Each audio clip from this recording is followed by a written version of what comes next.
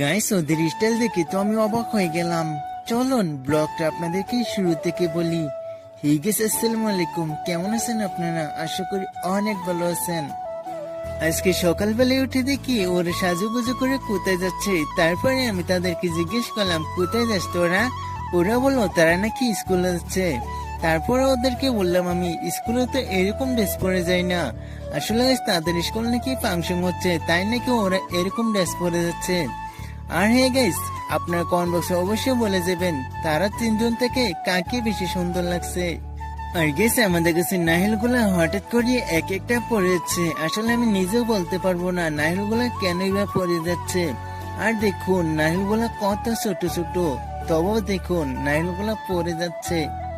আর দেখুন এই ছোট্ট গাছে কত সুন্দর একটা কুমড়া হয়েছে। আর হ্যাঁ, এটা আমাদের বাংলা ভাষায় কিন্তু কুমড়া ডাকে। আপনাদের ভাষায় কি ডাকে কমেন্ট বক্সে কিন্তু অবশ্যই বলে যাবেন।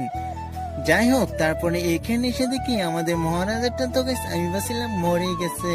কিন্তু দেখুন তার ঘুমানোর স্টাইল দেখলে আপনিও ভয় খেয়ে যাবেন।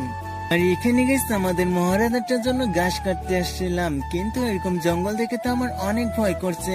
কারণ যদি একটা সাপে আমাকে কামড় দিয়ে ফেলে, তাহলে তো আমার অবস্থা পুরোপুরিভাবে শেষ হয়ে যাবে। যাই হোক, আমাকে ভয় পেলে হবে না, আমাকে তো ঘাস কাটতেই হবে আমাদের মহারাজাটার জন্য। তারপরে গাছ কাটা শুরু করে দিলাম। আর অবশেষে গাছ কাটা কিন্তু শেষ হয়ে গেল। আর আমার অবস্থাটা দেখুন, গাছ কেটে পুরো অবস্থাটাই খারাপ হয়ে গেছে।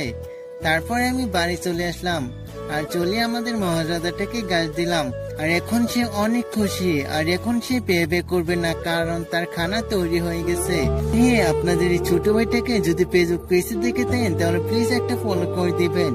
আর যদি ইউটিউব চ্যানেল দেখে থাকেন তাহলে প্লিজ একটা সাবস্ক্রাইব করে দিবেন। ভালো থাকবেন সবাই, নিজের খেয়াল রাখবেন। দেখা হবে আপনাদের সাথে একটা নেক্সট ব্লগে।